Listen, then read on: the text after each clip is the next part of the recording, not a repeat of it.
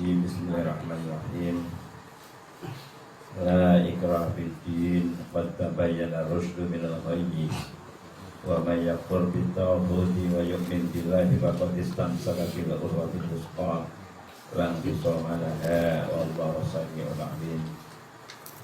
Allahu waliyyul ladzina amanu yukhrijuhum minadh dhulumati ilan nur wal ladzina kafaru awliya'uhum at-taghutu yukhrijunahum minan nuri ilal dhulumat ulaika ashabun nari hum fiha khalidun. Sallallahu alaihi wa sallam. Pengatur acara Salihul Khair Salihul Kebukan yang mudah-mudahan segala usahanya akan dinilai suatu amal ibadah dari Allah Subhanahu wa taala sehingga merupakan investasi untuk kehidupan besok dan akhirat. Amin. Saudara-saudaraku, segenap aktivis taklim Bina Madin Muhammadiyah Bali Kunting satu dan berarti rolas. Alhamdulillah malam hari ini Allah mentakdirkan kita untuk berjumpa. Walaupun saya yakin banyak saudara-saudara kita yang merasa bosan, anggar kalian bosan ngomong merem yang enak. Saya tungguin malam Selasa terus ketemu. Tampaknya mikir apa-apa kalian yang ketemu. Tampaknya mau yang ketemu. Kalau Tidin malam Senin ya barengan. Ketipan ngomong apa, minta lo kayak mesti ngomong apa, beketer. Mudah-mudahan pertemuan ini sebagai kiai bukit yang tentu alhamdulillah dalam kebajikan dan manfaat itu sudah terjalan. Dan tetap ada manfaat walaupun dalam keadaan yang serendah mungkin. Salawat serta salam kita mohonkan kepada Allah agar selalu tercurah kepada Nabi Allah Muhammad SAW yang kita jadikan beliau sebagai uswah hasanah dalam kehidupan kita sehari-hari. Yang mudah-mudahan dengan menempatkan beliau sebagai uswah hasanah kita termasuk orang yang mencintai beliau. Baru kita berharap man ahabbani kana ma'i fil jannah. Jadi ketika kita sudah mencintai beliau dengan menghidupkan sunnahnya, insyaallah akan bersama-sama besok menjadi penghuni surga. Amin ya rabbal alamin. Saudaraku, insyaallah dirahmati Allah Subhanahu wa taala. Ayat pada dalam mukadimah insyaallah sudah hafal semua karena ayat ini sesudah ayat kursi yang Allah menerangkan dengan sebab nuzul ayat ini. Suatu saat ada seorang sahabat namanya Husain punya anak dua, ternyata anaknya belum mau masuk Islam. Dengan cara yang persuasif, pendekatan alon-alonan sampai keras, sampai diancam tetap tidak mau masuk ke dalam Islam. Saking bingungnya bapaknya kemudian pergi menemui Rasulullah SAW. Kemudian bertanya, ya Rasulullah, saya punya dua anak. Ternyata diajak masuk Islam kok nggak mau. Saya kesabarannya sudah hilang. Bagaimana langkah selanjutnya saya Rasulullah? Apakah harus dengan kekerasan yang amat ya, dengan pemaksaan? Ternyata Rasulullah diam sejenak. Kemudian datang wahyu yang berbunyi a'udzubillahi minasyaitonir rajim, la ikraha fid din. Tidak ada pemaksaan di dalam kamu menganut suatu agama. Qad tabayyana ar-rusydu minal ghayy. Mengapa tidak boleh memaksa? Karena telah jelas antara ar-rusyd dengan al-ghayy. Wa may yakfur bit-taghuti wa yu'min billah faqad istamsaka bil urwatil wuthqa.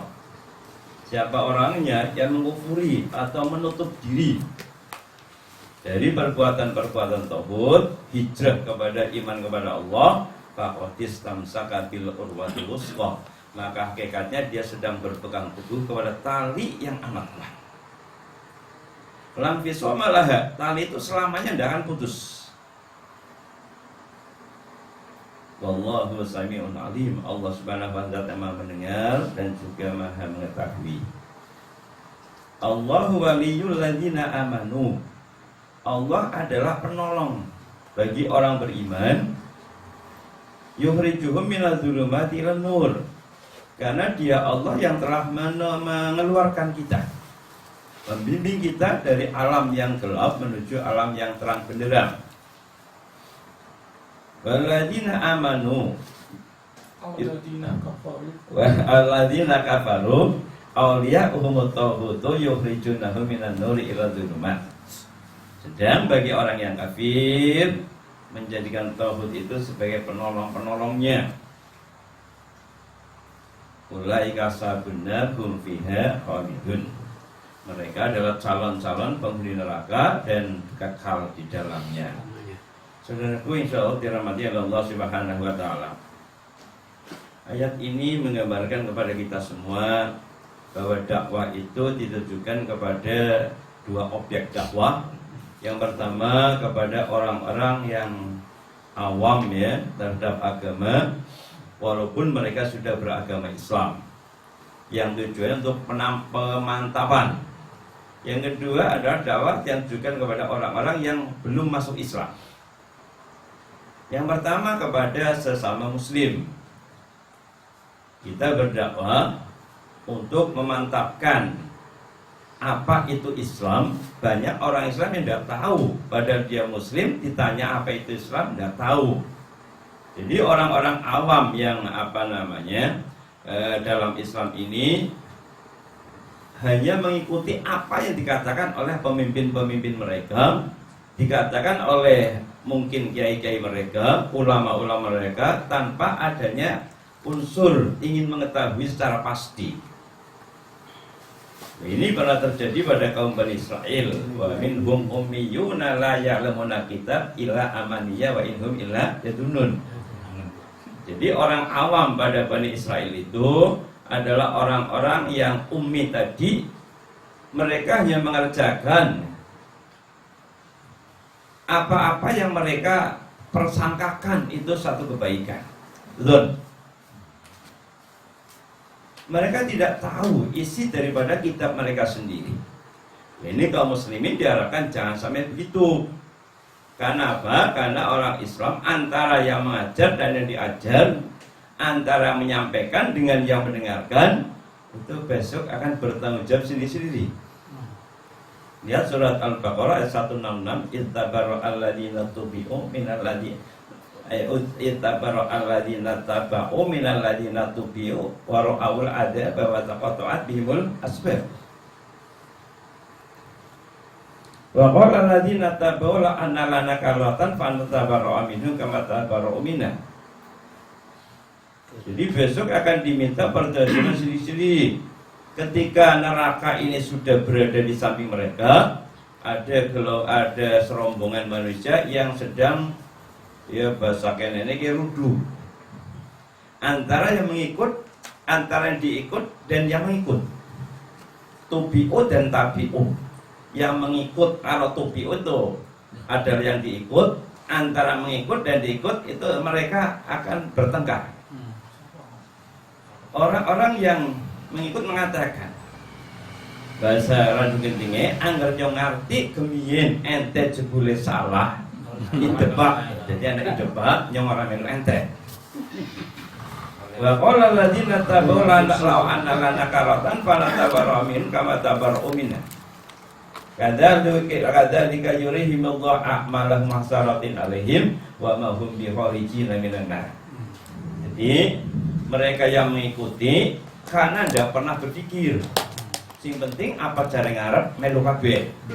Sehingga banyak orang sholat pun tidak marah Anda mengilmi sholatnya. Sing penting batire maring masjid melu maring masjid, imamnya takbir melu takbir. Ya, kadang-kadang saking orang ngertine imamnya kukur-kukur melu kukur. Karena saking orang mudune. Imamnya jecek melu jecek lah. Anas ya paribasan paribasannya karena saking taklidnya ya tidak ingin mengerti bagaimana dasarnya taklid maulid. Sedang kita insya Allah orang-orang ya yang objek pertama pada orang muslim itu sendiri pun terdiri dari dua golongan. Yang pertama itu ulil albab, orang mau menggunakan akal. Yang kedua adalah orang-orang yang hanya taklid buta. Mudah-mudahan kita semua termasuk orang yang berpikir. Dimana ketika mengerjakan suatu amalan itu harus ngerti kenapa saya sholat, kenapa saya puasa, kenapa berhaji, minimal tahu perintahnya. Contoh akan mengerjakan sholat, tanya dan harus mengerti. Paling tidak membaca. Bagi orang membaca insya Allah gampang sekali karena ada cetakan tarjih ya, tinggal melihat orang saja di sini dewek. Mengapa kita menegakkan sholat? Yang pertama Allah Subhanahu wa ta'ala dalam surat Bani Israil ya 58 Allah berfirman aqimis sholata liduluki syamsi ila ghasaqil lail wa qur'an al-fajr inna qur'an al-fajr kana mashhuda. Aqimis sholat, dirikan oleh kalian sholat liduluki syamsi ketika matahari itu tergelincir ke arah barat. Dalam terjemah Quran itu dikatakan maknanya adalah waktu zuhur dan asar. Ila ghasaqil lail ketika malam itu sudah merambat, artinya maghrib dan isya. Wa Qur'an al-fajr dan sholat subuh. Inna Qur'an al-fajr kana mashhuda. Sesungguhnya sholat subuh adalah sholat yang dipersaksikan. Sebuah tafsir yang menerangkan bahwa yang dimaksud dengan mashhuda yang dipersaksikan, salah satu diantaranya adalah pada saat itu malaikat yang jaga malam itu masih menyaksikan, yang akan jaga pagi pun datang. Jadi tulis 2 kali. Maka disebut inna Qur'an al-fajr kana mashhuda. Yang kedua, sholat subuh adalah merupakan kunci kesuksesan, baik itu dunia maupun ukhrawi.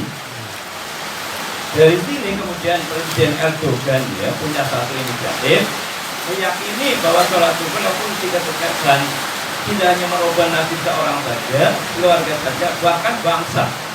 Nasib bangsa bisa dirubah dengan lewat sholat subuh. Nah kemarin meresmikan ya sebuah cagar alam yang diakui internasional, yang dulunya adalah gereja yang dibeli oleh Sultan Fatih ya, dijadikan masjid, tapi kalau diakui dari sana sebagai cagar budaya. Alhamdulillah tanggal 11 kemarin ya itu diresmikan oleh Presiden Erdogan itu menjadi masjid lagi. Dunia internasional protes, dari Amerika orang bisa, dari Jerman orang bisa, tapi beliau hanya mengatakan itu urusan intern dalam negeri saya. Ternyata dengan ucapan itu yang lain mundur.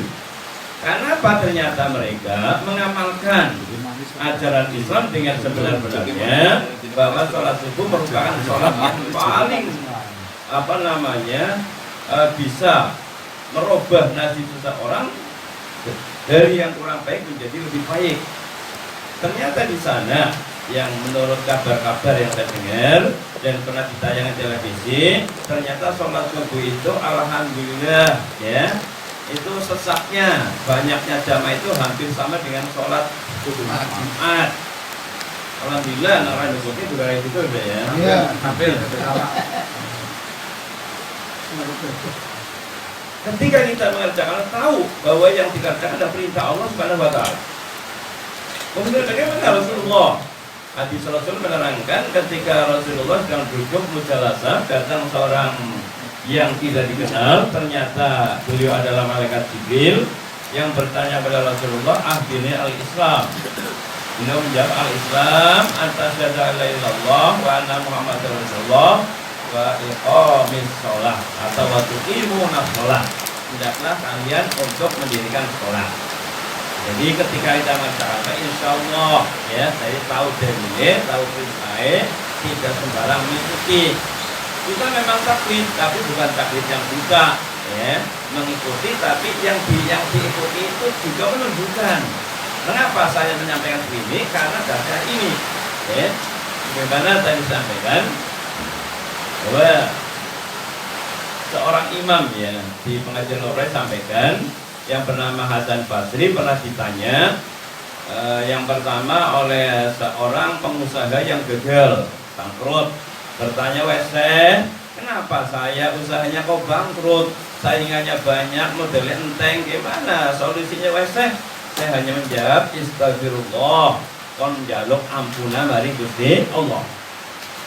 Yang kedua, datang seorang perempuan Kemudian perempuan ini menyampaikan, wahai saya itu berkeluarga sudah puluhan tahun, namun belum diberi anak. Bagaimana solusinya? Usaha kita berdua itu bagaimana saya? Saya menjawab, Astagfirullah, kon pangapuran, jaluk ampun mari Gusti Allah. Yang ketiga, seorang petani. Yang petani tadi mengeluh karena lama tidak turun hujan, ya, maka kering, maka hasil panennya gagal. Saya juga menjawab, Astagfirullah, minta ampunlah kepada Allah. Kemudian seorang murid bertanya, wahai saya kenapa? Berbagai macam pertanyaan, tidak hanya 3 tapi puluhan pertanyaan. Kok jawabannya cuma 1, minta ampun kepada Allah? Saya mengatakan itu bukan jawaban saya. Itu jawaban Allah Subhanahu wa taala dalam Al-Qur'anul Karim. A'udzubillahi minasyaitonir rajim. Wa qul tastaghfiru rabbakum innahu kana ghaffara. Yursilis sama 'alaikum midrar wa yumditkum bi amwali wa banina wa yaj'al lakum jannatin wa yaj'al lakum anhara. Jadi insyaallah ini jawaban Allah untuk kita pegang. Dan ternyata saya ini tidak mengatakan harus begini, harus begitu, tidak. Ditunjukkan dalilnya bahwa saya menyampaikan semacam ini karena memang Allah yang memerintahkan. Jadi keterbukaan daripada penyampaian salah dakwah, menyampaikan tapi dasarnya pun ditunjukkan. Maka insya Allah warga Muhammadiyah juga sudah mengerti hal semacam itu. Maka di dalam beribadah itu kita tidak merupakan orang-orang yang tak dibuka. Adapun golongan yang kedua dalam Islam, ya, ummiyuna la ya'lamuna al-kitaba illa amaniyah. Dan ternyata kalau kita selidiki cukup banyak orang yang masuk golongan ini. Dan ini tugas kita sebagai warga Muhammadiyah, apalagi sebagai mubalik Muhammadiyah, ini terus-menerus menyampaikan. Ya Allah ya Rabbi, kadang-kadang ya kok ngajinya juga kencang, sebenarnya kencang. Nembe anak dua bayi, bojone lairan, ini masih menganut hal-hal yang sangat tidak menyentuh nilai-nilai ketauhidan. Kemarin saya melihat sendiri ya, yang tahu pas badan, uang sholatnya tetap malah sering menyampaikan dakwah, barang anaknya cewek, jadi bukunya ya anaknya cewek lainnya, ternyata di depannya itu ada kurungannya anak lampu nih. Saya tanya gitu, apa ya mas ya? Jawabnya si klinik. Ari-ari kan patire beli ya. Jadi ari-ari ini di kayak seperti rapat yang kok ambak kan yang sesat. Karena juga semacam ini masih berjalan. Dari cara mati Allah tugas kita untuk menyampaikan. Jadi bagaimana keterangan agama bahwa manusia itu akan mengalami fase-fase kehidupan yang jumlahnya 4, ada menyampaikan 5 itu alam roh pertama. Yang pertama saya sampaikan alam kandungan. Ketika dalam alam kandungan, makanannya adalah bukannya plasenta. Plasenta merupakan distributor dari makanan seorang bayi. Ini juga ada orang kafir bertanya, dari wong Islam, besok wong Islam nang surga, mangan terus, minum terus, sekarpet tapi orang BAB. Kata orang kafir, mana mungkin? Nggak mungkin, itu nggak mungkin. Akal manusia nggak bisa menjawab. Ketika diceritakan bayi kemien nang jerone wetenge ibu, kan gajinya dimain pangan dikirimi. Orang semakin besar, apakah nggak pernah itu BAB itu gimana? Baru menyampaikan, oh dia tak iya, itu semua Islam itu insya Allah sebagian besar itu rasional, sebagian besar adalah berdasarkan keimanan. Dan jelasnya Allah Taala, ketika bayi lahir, plasenta itu sudah tidak punya fungsi. Jadi uangnya nang gendeng, ya orang kaya gendeng, uangnya gendeng mau bosan, besok mabur. Uangnya nang laut, besok jadi laut, dan seterusnya sudah ada. Ketika plasenta ini sudah dilepas, maka ada hubungan dengan bayi. Ini memberikan pengertian besok ketika mereka mati pun, ketika masuk alam kubur, tidak ada hubungan dengan kehidupan dunia. Plasenta tidak akan berfungsi bagi bayi. Jadi lah kayak ibu ngomong, hari-hari ini orang jadi tukul ya, even makan terus, jadinya orang nusoni, ibu ngetik, ibu rada miring. Ini pengajaran pada kita, fase kehidupan begitu. Ketika keluar, kebutuhan sebelumnya itu tidak fungsi. Besok ketika masuk alam kubur, semua yang ada di dunia itu tidak berfungsi. Maka ada yang mengatakan Robbi laula akhartani ila ajalin qarib fa asqadaqa wa aqum minal sholihin. Penyesalan orang yang tidak berinfak, tidak bersedekah di alam kubur begitu. Gusti tolong yang beri namanya satelit baik. Malaikat itu ngomong pan apa sih mas? Pak asrodakon soalnya pelak sodako, wong ini durung plalen. Wah aku minal sholihin, insya Allah yang kan melu ngaji, insya Allah yang membayangkan rajin. Malaikatnya pak meraih kayak gue mesti bodoh gitu. Jadi sarau-sarau ya harus senangannya baik. Bulannya nanti aprenya kau mati langsing. Balik. Dari Allah dirahmati Allah Taala. Kemudian ketika alam barzah ini selesai, menuju kepada alam ukhra itu begitu. Jadi apa yang menjadi nikmat kubur, siksa kubur itu akan berbeda. Jadi orang yang mengatakan ya, anggar keyakinan kuburan, dongengnya menjadi lemah betul pribadi Gusti. Artinya lubar kiamat, lubar bukti, lubar kabeh. Ketika terjadi hari kiamat, yaumul ba'ats ya, diminta pertanggungjawaban, ternyata di sana siksanya lebih pedih daripada siksa kubur. Dan apa yang dalam kubur tidak mungkin terbawa pada alam akhirat. Itulah fase-fase kehidupan, dan itu semua diterangkan oleh Allah dan Rasulullah Shallallahu Alaihi Wasallam. Dakwah yang kedua yaitu kepada orang yang non-Islam. Jadi jadinya tadi la ikraha fiddin, tidak ada pemaksaan di dalam kamu menganut agama. Ayat ini ditujukan kepada orang yang belum beragama. Nah dari ayat lain ya yang menerangkan pada saat Rasulullah SAW itu sudah berada di kota Madinah, kemudian beliau mengadakan perjanjian di agama Madinah dengan orang-orang Yahudi yang hidupnya di dalam kota Madinah. Yang perjanjian tidak akan saling mengganggu, tidak akan saling serang menyerang. Ternyata suatu saat orang-orang kafir dari dan musyrik Quraisy dari Makkah kemudian melakukan peperangan. Perang ini disebut dengan perang Khandaq, di mana seorang sahabat Al-Salman Al-Farisi menyarankan kepada Rasul, ya Rasulullah, bagaimana kalau kota Madinah ini nyentewo diberi lubang, jadi digali sekitarnya yang dalam biar orang-orang Quraisy itu tidak bisa masuk. Ternyata taktik ini berhasil.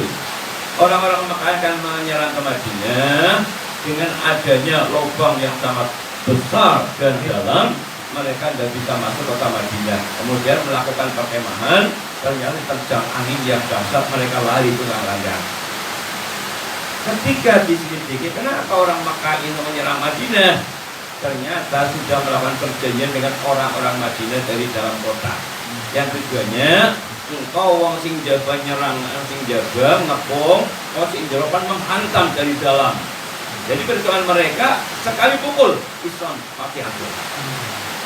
Mereka tidak tahu wa makaru wa makarullah wallahu khairul makirin. Mereka memang punya makar, punya taktik strategi, tapi strategi Allah pasti di atas mereka. Dan berbahagia pada saat itulah kemudian terjadi ya orang-orang Islam yang masih tergolong orang du'afa itu menitipkan kehidupan anaknya kepada orang-orang Yahudi. Kadang-kadang nakanya kayak cines-cines ya suki-suki, Jawa yang nyampe nang sampean dhewe uripe mana melu sampean bukan jadi apa ya. Itu karena banyak yang belum mampu menitipkan anaknya pada orang Yahudi yang kaya.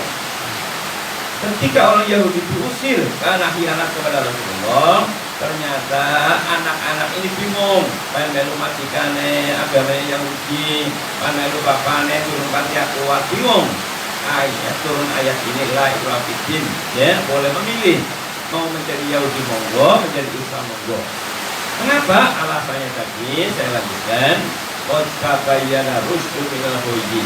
Kenapa Anda boleh memaksa? Karena ini diawali dengan qad tauhid ya, sungguh. Jadi betul-betul sungguh-sungguh telah jelas ar-rusydu dan al-ghayy.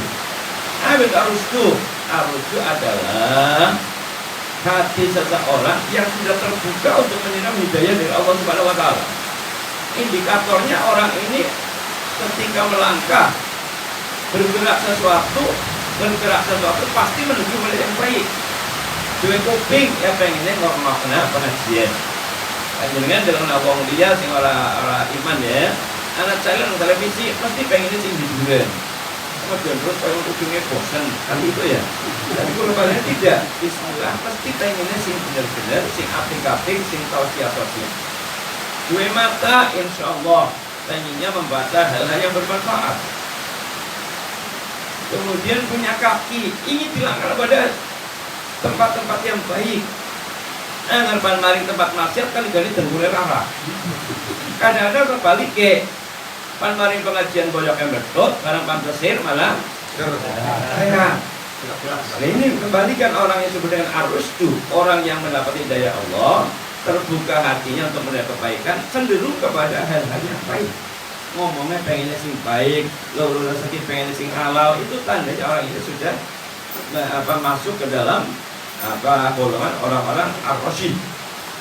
Al-hoyu itu hampir disamakan dengan al-jahlu.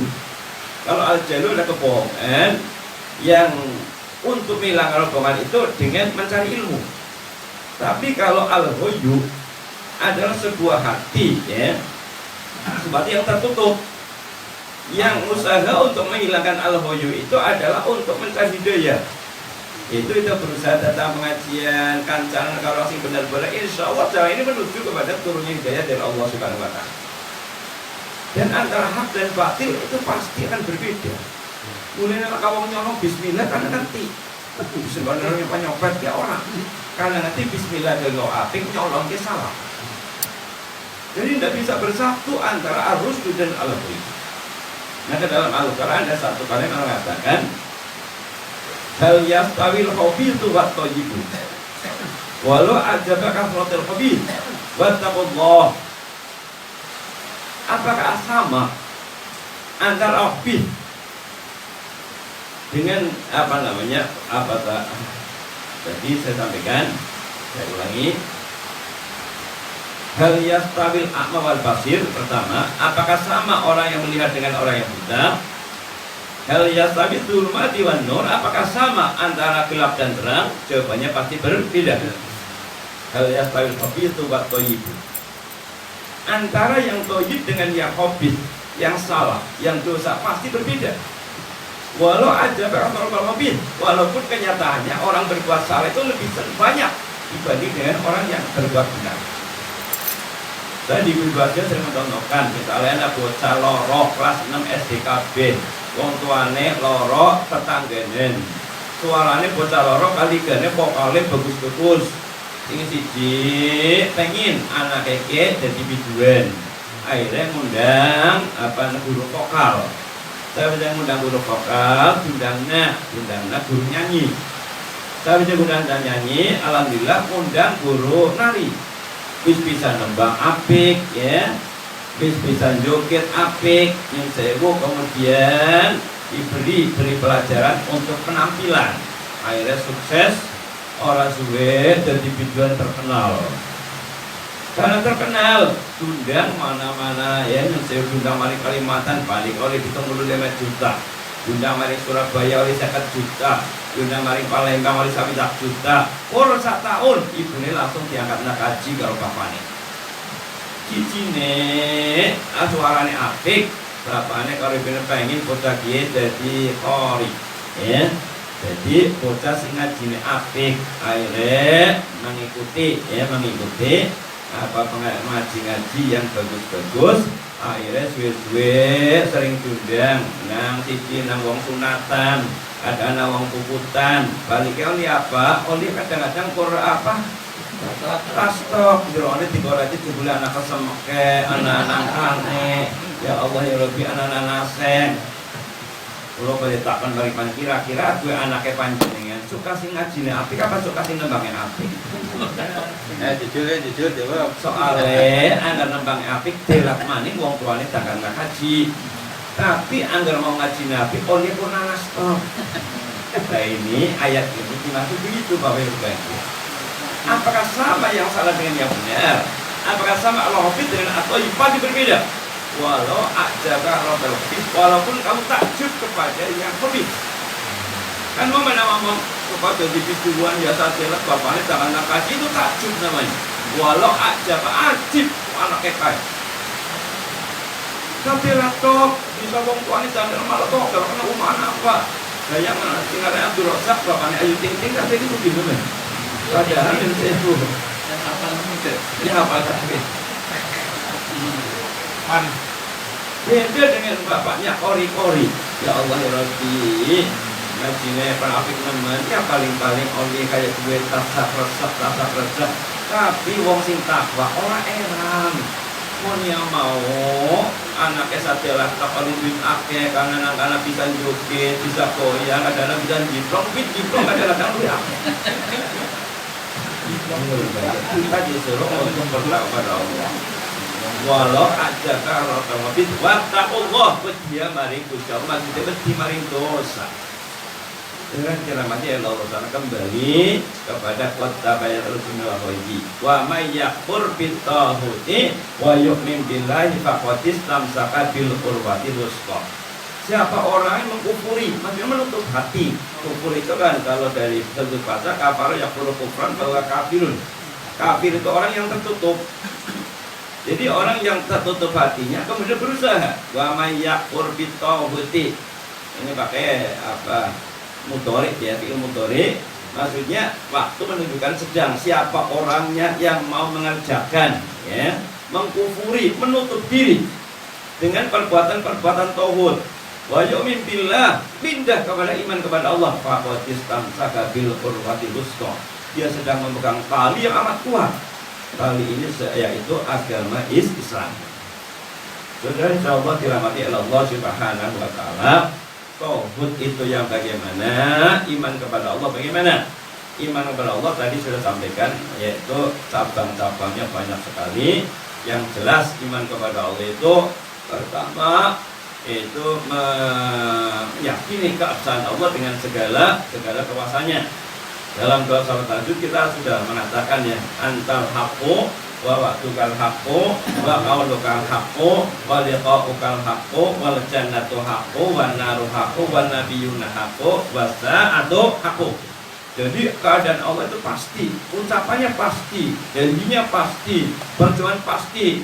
Itulah barangkali pokok-pokok keimanan yang menuju kepada kalimat la ilaha illallah. Kemudian tauhid. Sesembahan kepada tauhid adalah bentuk pengingkaran. Jadi bentuk berpaling. Bentuk perpalingan dari kepada Allah menuju kepada tauhid, artinya sesuatu yang bukan berasal dari Allah. Contoh, orang sekarang banyak menghargai yang namanya uang. Disebut takbid'an mawal. Pendidikan anggar negara pengen maju, ya sekolahan ke dilana pendidikan agamane. Maksudnya apa? Biar sukses bisa mencari uang sebanyak-banyaknya. Padahal pendidikan karakter justru itu akan menjadikan sebuah negara yang maju. Tapi mereka sudah salah berpikirnya. Ya, saya pernah omongan sama orang yang bolak-balik ke Jepang ya, saya bukan salah di mana. Katanya di sana pendidikan karakter justru lebih diutamakan daripada nilai matematika. Karena apa? Karena sudah ya apa bisa dirasakan banyak orang pinter, apanya pinter tapi keblinger. Pun bodoh nito. Jadi di sana kejujuran dianjurkan. Sehingga suatu saat ketika mereka besar terjadi beberapa peristiwa. Yang pertama sudah sampaikan, anak wong stres ya. Wong ki nggawa samurai karo koper gede jerone duit. Kalau mencolot, memainkan pedang, loyu maning karo duit disebar. Loyu maning kayak gue sebar maning sampai enteng. Ternyata orang lewat tidak ada satupun yang mengambil. Wartawan bertanya, mas bisa duit akhir nama kasing juga jika beri itu bukan milik saya. Kira-kira nang orang digunting pada raya apa? Saya akan baca kesuwi. Ini saya yang kedua. Suatu malam ya ada restoran tingkat internasional itu makan banyak sekali sampai habis, tapi belum ada yang bayar. Ternyata gempa bumi, lari semuanya. Anehnya pagi harinya gempa buminya reda, datang semua Pak. Yang lebih ngurung bayar itu Pak. Anak ini dia bubar aja. Itu pendidikan. Dan itu Islam mengajarkan itu sudah lama. Wa may yakfur bittauhid yang bimbillah faqad istamsaka. Dan sampai berikat kepada duit. Yang sekarang orang menganggap KB pakai anak duit, KB mesti beres. Saya sering nyinggung, muter singgung bapak sakar kedewek ya seneng dimana. Anang nyalon apa yang saya orang kan dari nyalon apa, pokoknya nyalon, wong teluk ya.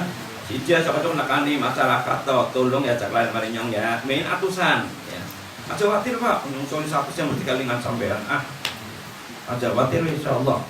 Dinane tekamane gawe 200. Langsung ngene. Ya, sampean pengin pira? 200 tok. Kene 200. Ya nyong mesti milih 200 ya sungguh temen 100. Padahal atine 100 salam dulu. Balan dinane tekamane men 300. Berarti oleh 600 bayangkan ya. Atine ngomong ya mesti mbu sakarepe nyong dewek. Boleh sing 300 pol-polan, sing dipilih sing di. Yang paling ini sing duit paling akeh sing tak pilih ya. Tapi wong rapi orang mikir wong apik orang sing penting duitnya. Nah kalau wong saiki pada menene wangsit uangnya kudu di. Ini berbagi ya. Jadi Islam tetap berbicara yang secara Islam itu universal. Tidak pernah kemudian melihat zamannya wong sumek ya bisa Qur'ane diganti pe mboten. Hadisnya ganti boten ar-rasyi wal murtasyi finnar. Sing nyokok kalau sing disapa pada diancam neraka. Itu selamanya begitu, tidak akan berubah. Yang kedua tabid asyasah. Mereka mengembangkan satu jabatan, makanya dengan jalan apapun mereka harus tempuh. Yang penting bisa jagong. Ngodong wis jagong, duwe jabatan kursi baru tabid al-asahwat, mengikuti hawa nafsu syahwat. Syahwat itu bisa terdiri dari nafsu perut, abdul butun. Akeh wong ya Abdul Betul ya sing asude panganan apa banyak kudu rasan. Krungu ana sate curut pe goleti. Ngurung rasan dulu. Karena apa? Wetang dia kudu rasan karena hidup untuk makan dan makan hidup. Saya di Mas Ali Arom Karanganyar, karena Karanganyar sewu kemarin ditelepon wis ngomong ngasih kula subuh bareng demi telepon Pak. Maaf Pak, ya Allah ya Rabbi judulnya pelawen. Kalau judulnya apa yang mesti turun ditelepon sudah. Judulnya ki Pak mangan nggo urip Pak urip nggo mangan. Ayo temen Mas. Wis kaya pokoknya rame-rame. Ternyata memang banyak orang yang urip ki nggo mangan. Dudu mangan nggo urip. Angger mangan nggo urip insyaallah cari yang halalan thayyibah. Tapi kalau urip nggo mangan, kabeh pengine dipangan. Hal kedua itulah barangkali saya sampaikan, mohon maaf saya bisa nyokon balik jadi maaf Pak. Kalau saya pertanyaan kok gampang doan apa ahli mawar nyobalan pecomotan orang mikir orang penting. Luar biasa sih, udah cukup fokus.